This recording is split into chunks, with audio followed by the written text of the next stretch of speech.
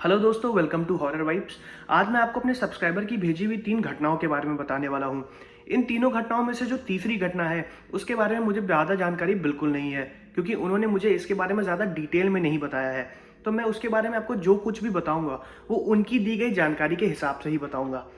Video शुरू करने से पहले मैं आपको बता दूं कि अगर आप मेरे चैनल पर नए हैं तो हॉरर स्टोरीज और मिस्टीरियस स्टोरीज सुनने के लिए आप मेरे चैनल को सब्सक्राइब कर सकते हैं। और अगर आपके साथ भी ऐसी कोई घटना घटी हो तो आप मुझे मेरे इंस्टाग्राम पे मैसेज भी कर सकते हैं। मैं इंस्टाग्राम का लिंक वीडियो के डिस्क्रिप्शन में दे दूंगा। और आप में से बहुत लोग वीडियो देखते तो हैं लेकिन उसको सब्सक्राइब नहीं करते और ना ही लाइक करते हैं, तो मैं आपसे रिक्वेस्ट करूंगा कि प्लीज़ आप मेरे चैनल को सब्सक्राइब करें। और वीडियो के लाइक का टारगेट रखते हैं 500, तो जल्दी से अपने हेडफोन लगा लीजिए, क्योंकि ज़्यादा टाइम न लेते हुए हम लोग वीडियो को शुरू करते हैं और खो जाते हैं अंधेरों में। ये पहली घटना मुझको प्रवीण जी ने भेजी है, जो कि दिल्ली के रहने वाले हैं। ये घटना उनके साथ डोनापोला बीच में घटी थी, जो कि गोवा में है।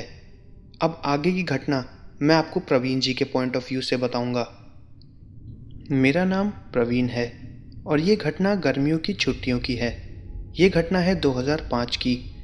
गर्मियों की छुट्टियां शुरू हो गई थीं और मेरा ग्रेजुएशन का सेकेंड ईयर चल रहा था।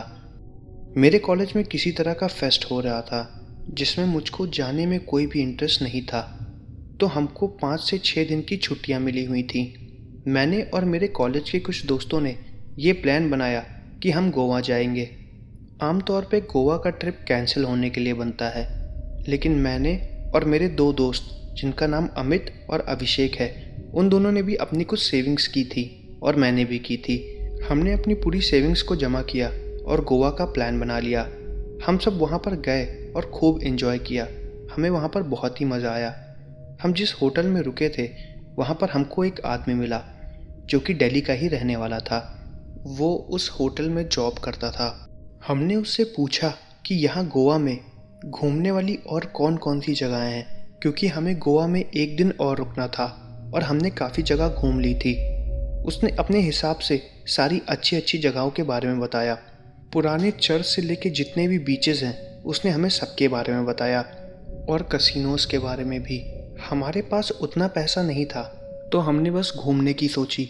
हम उससे बात कर ही रहे थे, उसने तभी अचानक से एक बीच के बारे में बताया। उस बीच का नाम डोनापोला था। उसको वहाँ पर लोग डोनापोला बीच कहते थे। उसके बारे में उसने ये बताया कि वो जगह हॉन्टेड है। जब मैंने ये बात उसके मुंह से सुनी तो मैंने उससे उस बीच के बारे में दोबारा पूछा। दोबारा पूछने पर उसने मुझे बताया कि उस बीच का नाम डोनापोला है और वो एक हॉन्टेड बीच है। उसने मुझे ये बताया कि वो वहाँ पर करीब 2 से 3 बार गया है और उसने कुछ अजीब सा एक्सपीरियंस भी किया है। उसने हमें बोला कि आप वहाँ पर जाकर देखो, तभी आप एक अच्छा एक्सपीरियंस ले पाएंगे। मेरे बताने से कुछ भी नहीं होगा। उसके ये बोलने पर मुझे उसकी बात पहले काफ़ी बकवास लगी, लेकिन फिर मैंने गूगल किया। पहले मुझको उसकी किसी भी बात पर ज़्यादा विश्वास नहीं था, लेकिन फिर मैंने जब इंटरनेट पे देखा तो मुझे पता चला कि वो बीच गोवा के 10 हॉन्टेड प्लेसेस में से एक है। हमारा गोवा में लास्ट दिन था, तो मैंने सोचा कि क्यों ना वहाँ पर जाके कुछ एक्सप्लोर किया जाए। हम अपने होटल से निकल गए और करीब 6 बजे डोनापोला बीच पर पहुँच गए। वहाँ पर हमारे जैसे और भी विजिटर्स आए हुए थे जो वहाँ पर एंजॉय कर रहे थे। ऐसा कुछ भी हॉरर माहौल हमको नहीं लग रहा था। वहाँ पर एक लोकल फोटोग्राफर भी था। उससे जब हमने पूछा तो उसने उस बीच के बारे में बताया। उसने बताया कि वो बीच सच में भूतिया है। उस फोटोग्राफर ने अपना एक्सपीरियंस भी हमसे शेयर किया। उसने हमको बताया कि एक बार रात में जब वो वहाँ पर आए हुए कुछ कपल्स की फ़ोटो खींच रहा था तो अचानक से उसको अपने कैमरे के पीछे साइड में एक लड़की दिखी। वो जिस कपल की फ़ोटो खींच रहा था उस फ्रेम में खाली 2 ही लोग थे, और जब वो कैमरे के लेंस से देख रहा था तो उन दोनों के पीछे एक लड़की की झलक भी दिखाई दे रही थी। उसको लगा कि शायद ये कोई कैमरे की प्रॉब्लम है, लेकिन ऐसा कुछ भी नहीं था। वो लड़की उस फोटोग्राफर को कैमरे के अंदर से साफ साफ नज़र आ रही थी, लेकिन उसकी फ़ोटो नहीं आ रही थी।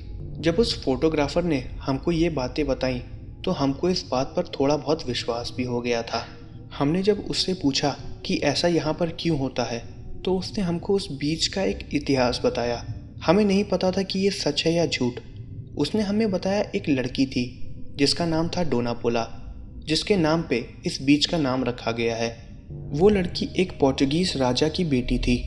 वो एक मछुआरे से प्यार करने लगी थी और उसके पिता उसकी शादी के खिलाफ थे। फिर उन दोनों ने यहीं पर इस बीच से कूद के अपनी जान दे दी। उस दिन के बाद से कभी कभी उस लड़की की आत्मा यहाँ पर आए हुए लोगों को या यहाँ लोकल में रहने वाले लोगों को दिखाई देती है। जब हमको ये बात पता चली तो अमित और मैं, हम दोनों लोग वहाँ पर रात में रुकने के लिए तैयार हो गए थे, लेकिन अभिषेक चलने को बोल रहा था।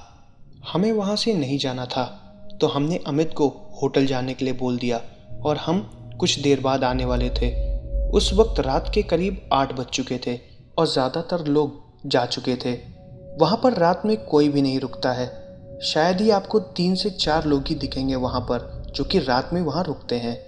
मैं और अमित करीब रात के 10 बजे तक वहीं पर रुके हुए थे और ऐसा कुछ भी एहसास हमको महसूस नहीं हुआ।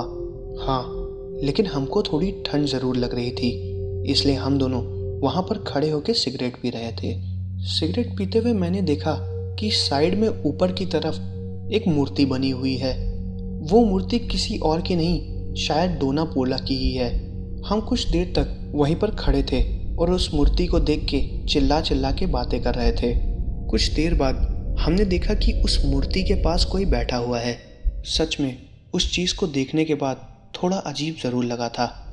मैंने तुरंत अमित को बताया कि अमित, वहाँ पर कोई बैठा हुआ है, उस मूर्ति के पास देखो। वो मूर्ति हमसे काफ़ी दूर और ऊंचाई पर थी, लेकिन वो हमको साफ साफ नज़र आ रही थी। उसके पास कोई बैठा हुआ था जो हमारी तरफ ही देख रहा था।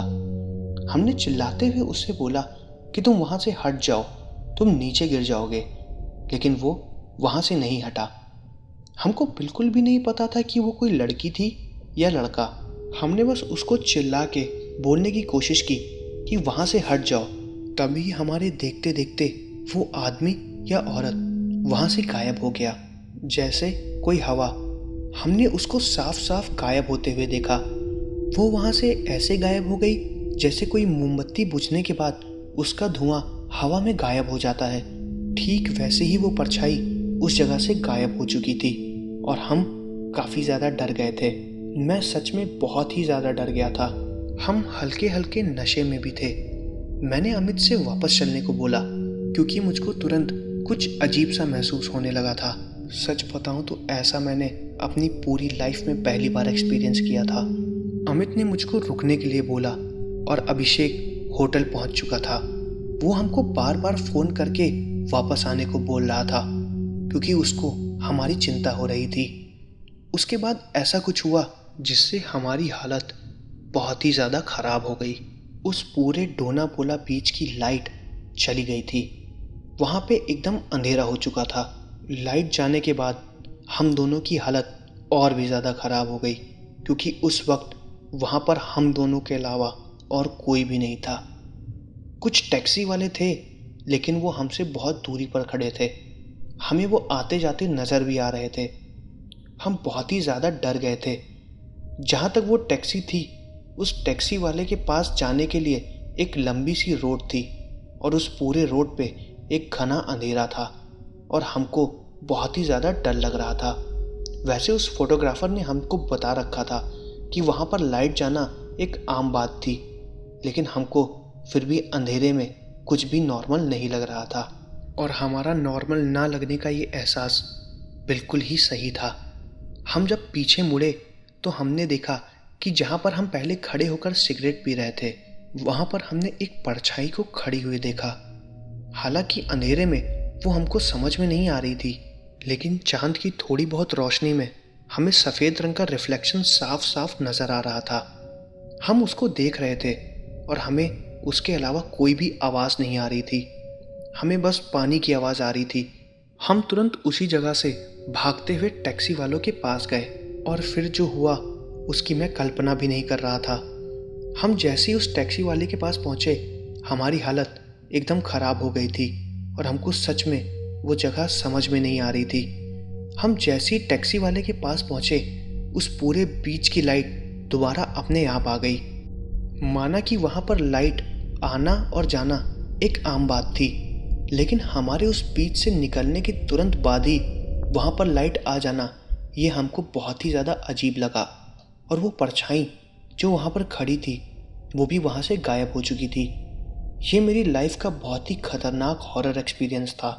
वो जगह सच में हॉन्टेड थी। हम दोनों करीब 11 बजे होटल पर पहुँचे और हमने अभिषेक को इसके बारे में भी बताया। उसने हमारी बातों पर ज़्यादा ध्यान नहीं दिया क्योंकि वो भी हल्का नशे में ही था। अगर आप कभी गोवा जाओ तो एक बार डोनापोला बीच पे ज़रूर विजिट करना। आपको खुद ब खुद पता चल जाएगा कि वहाँ पर ऐसा क्या है जो इस बीच को हॉन्टेड बनाता है। तो ये थी पहली घटना। अब मैं आपको दूसरी घटना बताने वाला हूँ। आपने दुमास बीच का नाम तो ज़रूर सुना होगा। अगर हाँ तो आप ये ज़रूर जानते होंगे कि ये बीच 10 फेमस हॉन्टेड प्लेसेस में से एक है। ये बीच सूरत से 21 किलोमीटर की दूरी पर पड़ता है। ये सही बात है कि गुजरात के दुमास बीच पर पहले लाशों को जलाया जाता था। वहाँ पर इतनी लाशें जलाई गई हैं कि उन सब की जली हुई राख उस बीच की मिट्टियों में घुल मिल गई है, जिसकी वजह से उस बीच की मिट्टियाँ काली हो गई हैं और कुछ जगह की मिट्टियाँ तो एकदम राख की तरह नजर आती हैं। उन जली हुई लाशों की राख के साथ ही उस बीच की मिट्टियों में एक नेगेटिव एनर्जी भी जुड़ गई है।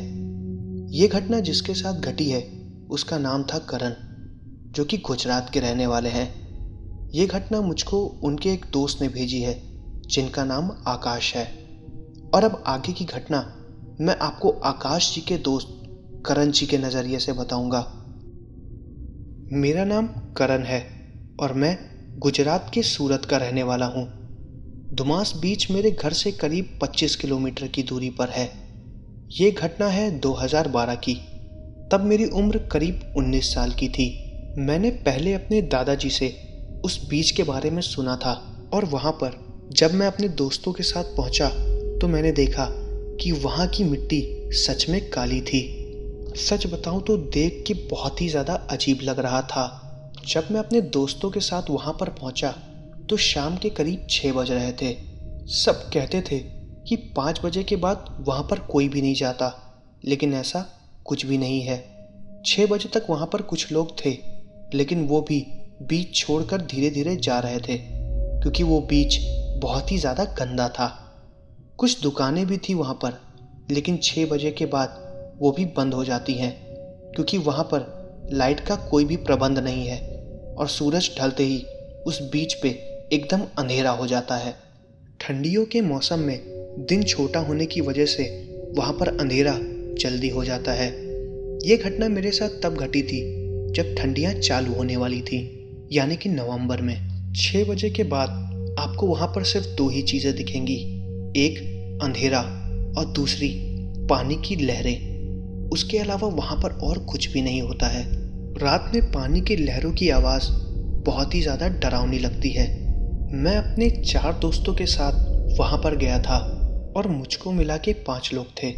सच बताऊँ तो उस जगह के बारे में मैंने जैसा सुना था वो कुछ हद तक सच भी था। मैं और मेरा दोस्त अमन उसी बीच पर पानी में टहल रहे थे और बाकी के 3 दोस्त अपना अलग अलग घूम रहे थे। उस वक्त काफ़ी ठंडी हवा भी चल रही थी। अमन मेरे साथ था और बाकी के 3 दोस्तों को अंधेरे की वजह से कुछ भी दिख नहीं रहा था और ना ही वो हम लोग को देख पा रहे थे, और अंधेरे की वजह से हमें भी वो लोग नज़र नहीं आ रहे थे। हमको बस उनकी बातें करने की आवाज़ ही आ रही थी और शायद उनको भी हमारी आवाज़ सुनाई दे रही हो। उस बीच पर इतनी गंदगी थी कि ना चाहते हुए भी भूत या चुड़ैल वहाँ पर आ जाते, क्योंकि ये सब नेगेटिव चीज़ें गंदगी को ज़्यादा अट्रैक्ट करती हैं। मैं और अमन बात ही कर रहे थे कि हमको ऐसा लगा कि दूसरी तरफ अंधेरों में किसी जानवर की आवाज़ आ रही है। वो एक बिल्ली के रोने की आवाज़ थी।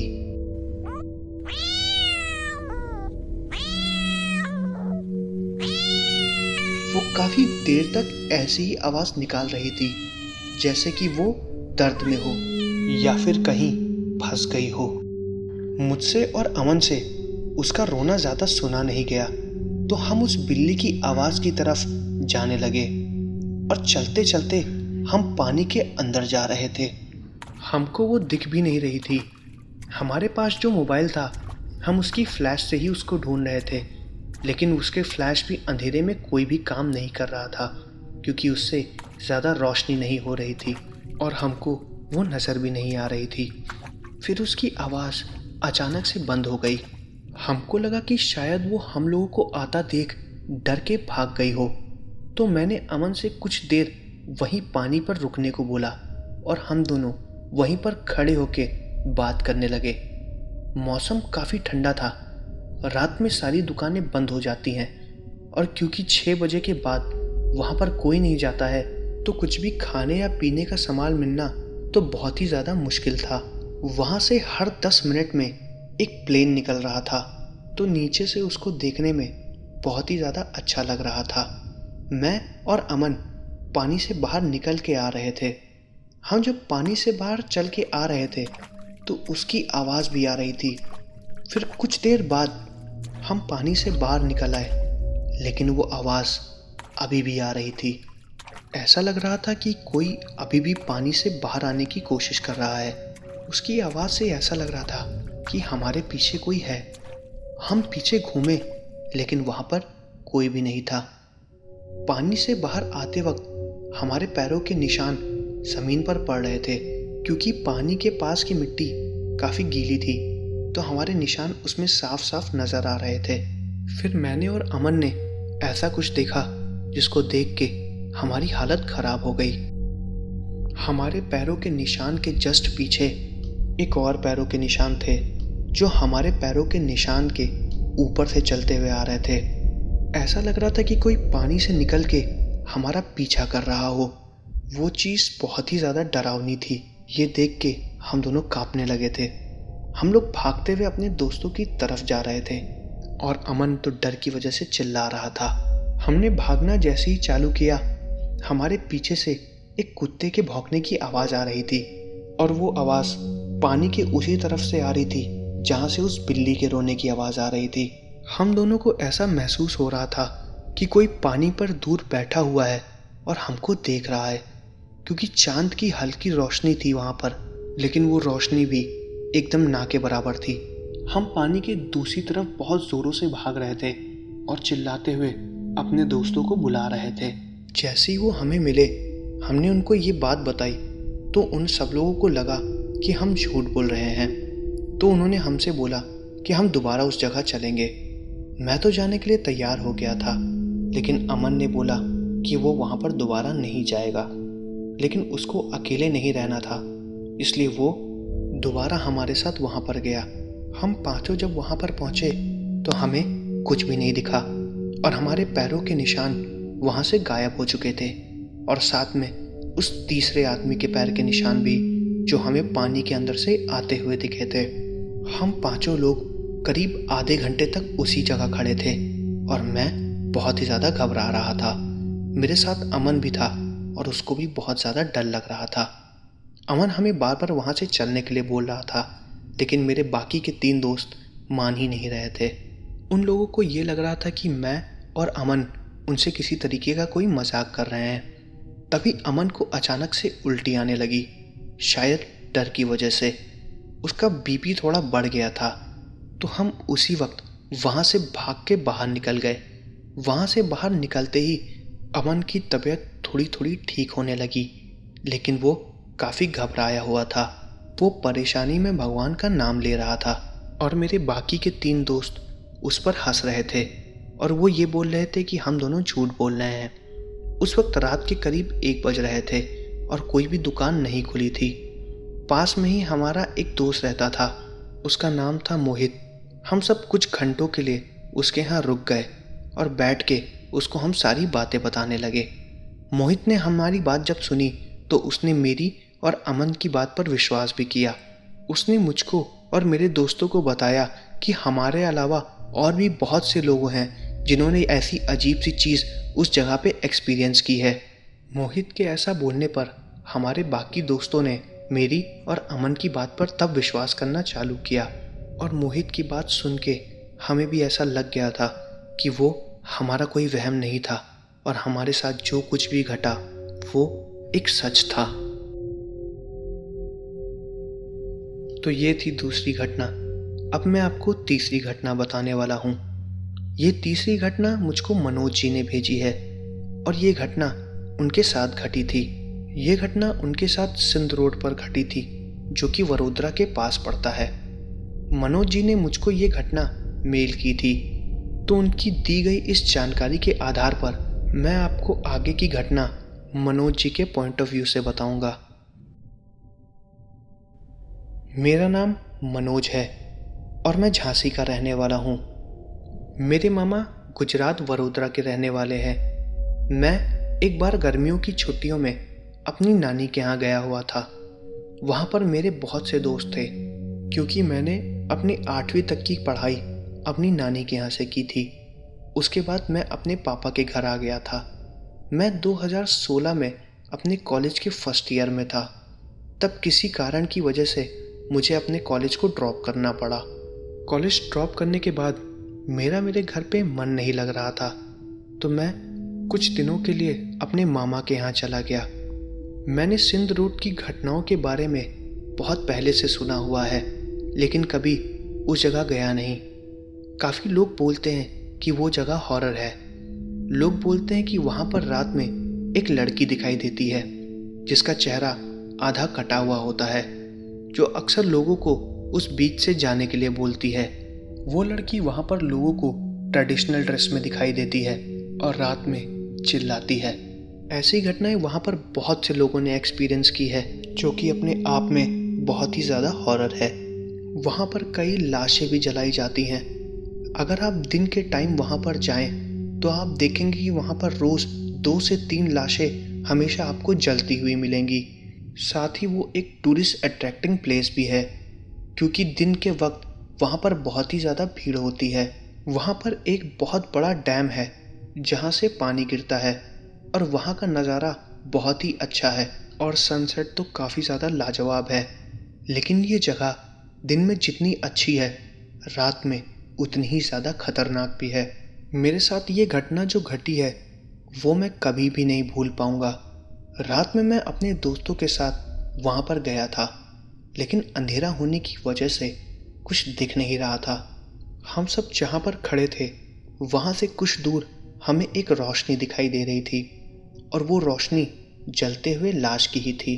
हमको रात में बीच के अंदर जाना मना था, क्योंकि गवर्नमेंट ने रात के वक्त वहाँ पे अंदर जाने में मनाही की हुई थी। वहाँ पर एक बोर्ड है, जहाँ साफ साफ लिखा हुआ था कि शाम को 6 बजे के बाद उस बीच में कोई भी नहीं जा सकता है। वो इसलिए नहीं था कि वहाँ पर कोई भूत है, बल्कि इसलिए था कि रात में डैम का पानी का लेवल बढ़ जाता है, तो आदमी के डूबने का खतरा ज़्यादा होता है। जहाँ पर हम खड़े थे, वहीं से कुछ दूर 2 दिन पहले एक लड़की ने आत्महत्या की थी। वो पानी पर डूब के मर गई थी। कुछ लोगों का ये भी मानना है कि वहाँ का पानी अक्सर लोगों को अपनी तरफ आकर्षित करता है, और रात के अंधेरे में वो पानी अपनी तरफ लोगों को खींचने की कोशिश करता है। कई लोग तो वहाँ पर डूब के मर भी चुके हैं। अंधेरे की वजह से हमें वहाँ पर कुछ ज़्यादा नहीं दिख रहा था। हम करीब 20 से 25 मिनट तक वहीं पर बैठे हुए थे। मेरे साथ मेरे 2 दोस्त और थे, और हम वहाँ पर बैठ के गाने सुन रहे थे। किसी तरह हम चुपचाप उसके अंदर घुस के चले गए और किसी को पता नहीं चला। अंदर जाने के 10 मिनट बाद हमको सच में थोड़ा अजीब लगने लगा था, क्योंकि हम काफ़ी अंदर आ गए थे। अंदर घुसते ही हमें वहाँ की हवा बहुत ही ज़्यादा अजीब और नेगेटिव लगी। वहाँ पर बहुत ही ज़्यादा शांति थी और सिर्फ पानी के बहने की आवाज़ आ रही थी।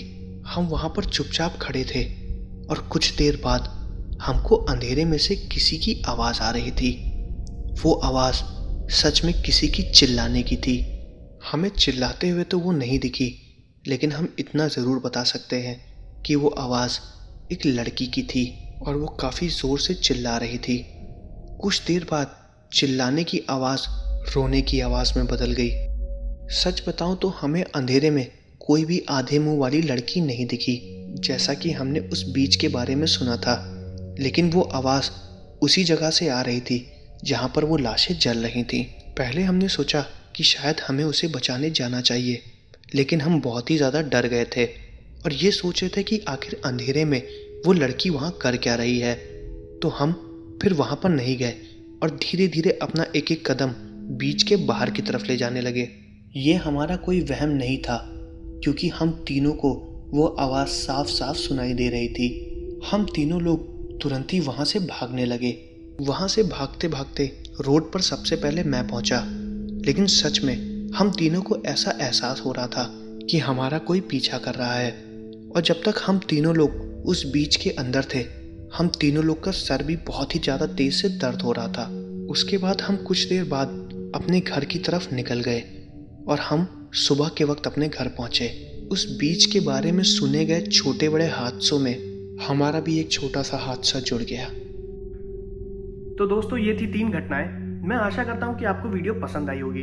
अगर आपको वीडियो पसंद आई है तो प्लीज़ वीडियो को लाइक करिए और मुझे कमेंट करके बताइए कि वीडियो आपको कैसी लगी और मैं अगली वीडियो किस टॉपिक पर बनाऊँ। तो मिलते हैं अगले वीडियो में।